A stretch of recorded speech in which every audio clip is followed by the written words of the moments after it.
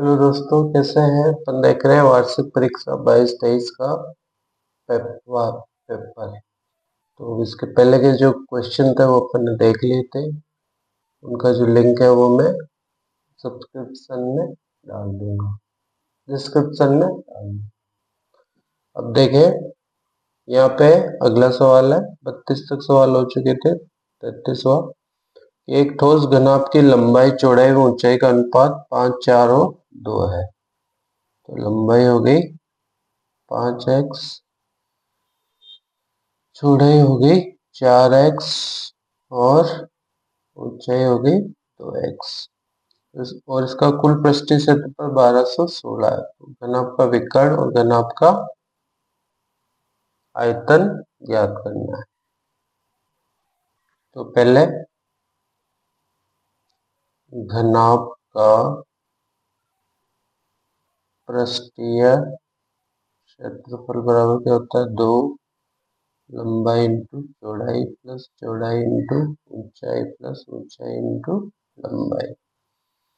जाएगा 2 लंबाई 5x into चौड़ाई 4x plus 4x into 2x plus 2x into 5।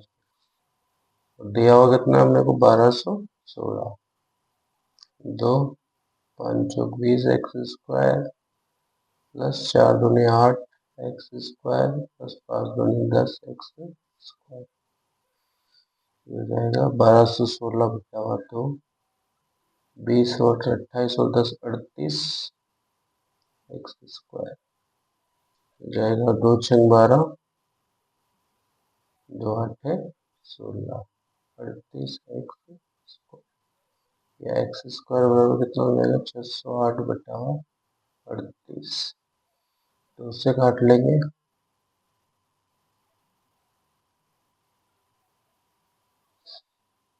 19 से कम 19,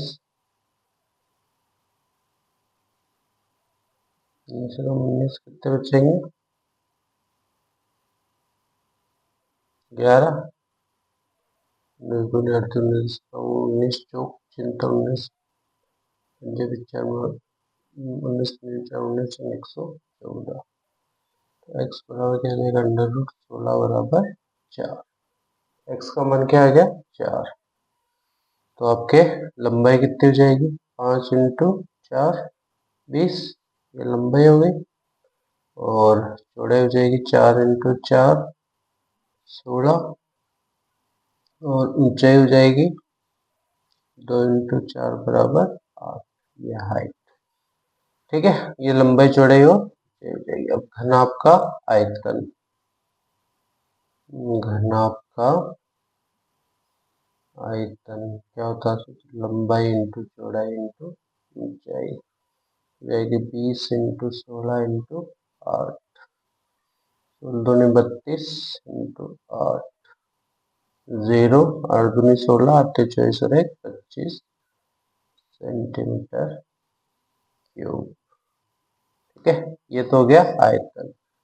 अब घनाभ का विकर्ण होता है लंबाई का स्क्वायर प्लस चौड़ाई का स्क्वायर प्लस ऊंचाई का स्क्वायर।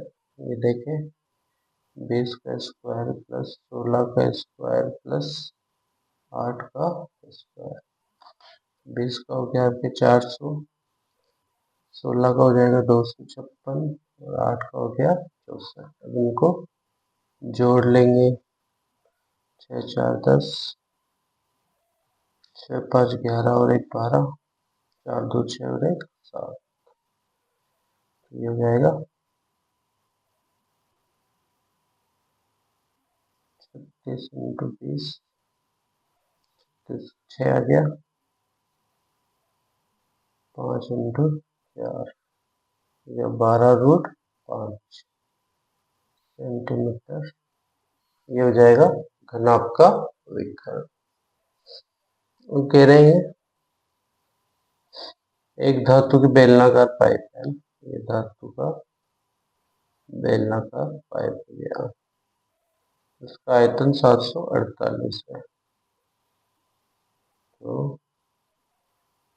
बेलन का आयतन क्या होता है 2πr/h। ये दिया हुआ है अपने को 748। इसकी लंबाई मतलब h 14 सेंटीमीटर और बाहरी त्रिज्या r, कैपिटल R है ना, ये है 8 सेंटीमीटर। तो धातु की मोटाई ज्ञात कीजिए। ये दिया हुआ 748, 2 इंटू 22/7 गुने r स्क्वायर होता है।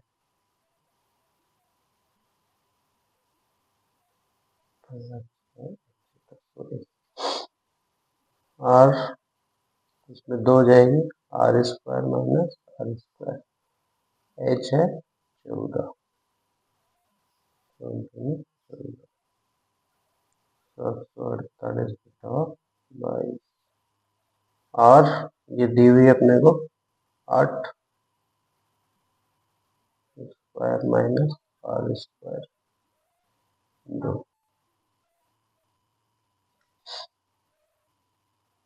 22, 66, 66 और 8 बार हो जाएगा है ना, 2 से कट जाएगा, 2 3 6 2 चौक 8, यहाँ जाएगा 34/2 बराबर 64 माइनस r स्क्वायर, 2 से 17 बार कट जाएगा, r स्क्वायर बराबर हो जाएगा 64 माइनस 17, तो r स्क्वायर हो जाएगा 14 में 7 गए तो 7,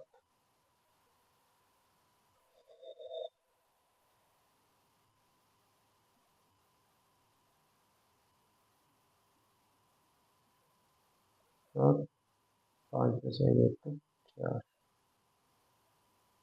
और बराबर हो जाएगा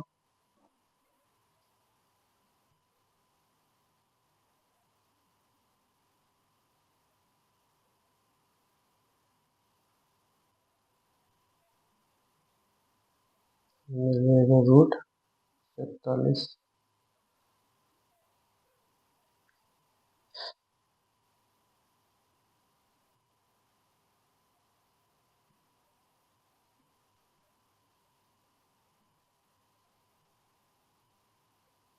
बाहर तो सॉरी 9 है, 9 नम 81 हो जाएगा, ये 81 है, ये 81 है,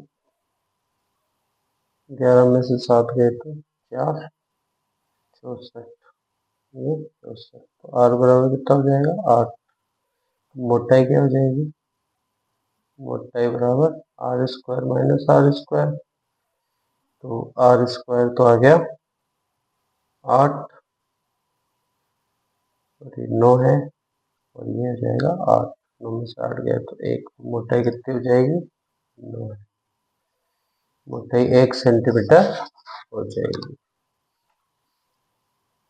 अब एक 34वां सवाल है, दो स्टेशनों के बीच की दूरी 398 किलोमीटर है। इन स्टेशनों से दो ट्रेन एक दूसरे को पार करने के लिए समांतर पटरी पर एक साथ चल रही है और इनकी गति, उनमें से एक की गति दूसरे से 4 किलोमीटर अधिक है, 4 किलोमीटर प्रति आवर अधिक है। तो देखो दोनों ट्रेनों के बीच की 398 माइनस होने के 3 घंटे के बाद में इनकी दूरी 44 किलोमीटर, तो अभी कितनी दूरी होगी दोनों के बीच में 354। कुल तय की गई दूरी, प्रारंभिक दूरी माइनस अभी अंतिम दूरी, तो ये इनकी दूरी आ गई 354 मीटर। अब दोनों ट्रेनों की कुल गति, कुल तय की गई दूरी बटावा समय, 354, 3 घंटे बाद की बात कर रहे हैं अपन, 118 kilometre per hour.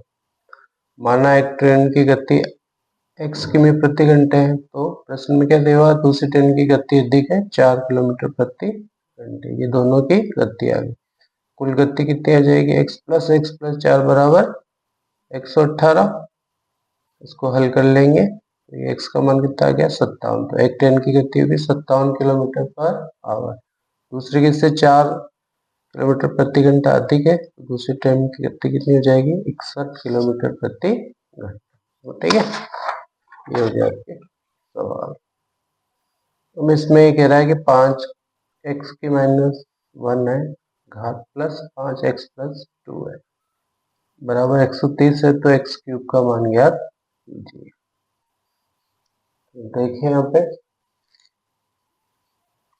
5 x -1 plus 5x plus 2, इसको अपन लिख सकते हैं 125 प्लस 5 हो जाएगा 5, आधार समान है तो घाते जुड़ जाएगी,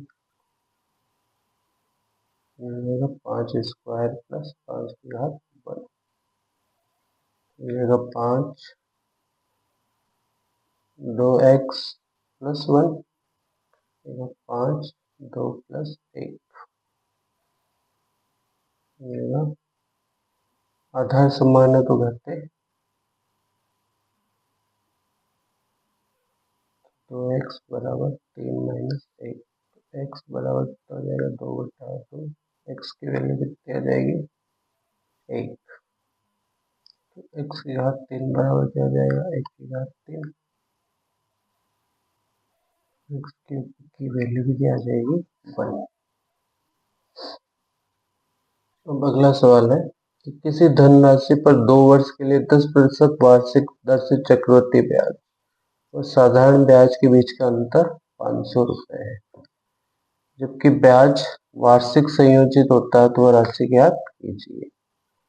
तो साधारण ब्याज सूत्र क्या हो जाएगा, मूलधन इंटू दर इंटू समय बटावा 100। मूलधन x मान लिया, दर दी हुई 10%, समय 1 साल बटावा 100 हो जाएगा x बटावा 10, ये हो गया साधारण ब्याज। अब चक्रवृद्धि ब्याज, मूलधन x हो गया 1 प्लस दर 10 बटावा 100 की घात समय 1 साल माइनस मूलधन, मूलधन क्या है x, जाएगा x 0 0 कट जाएगा 10 और 11, 11 बटावा 10 माइनस x, अभी कर लेंगे 10 को मना 11x माइनस 10x बराबर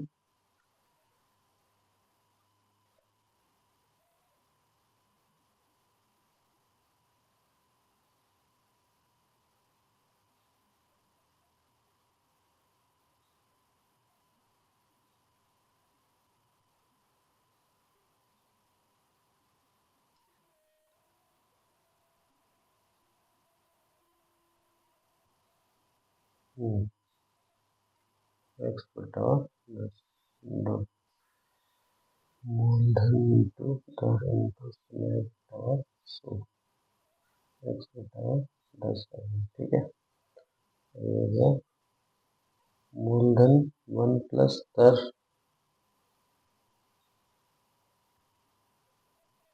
माइनस मूलधन,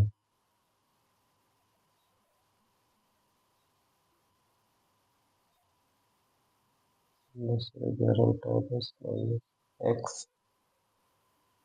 बटा 10 ये कह रहा है कि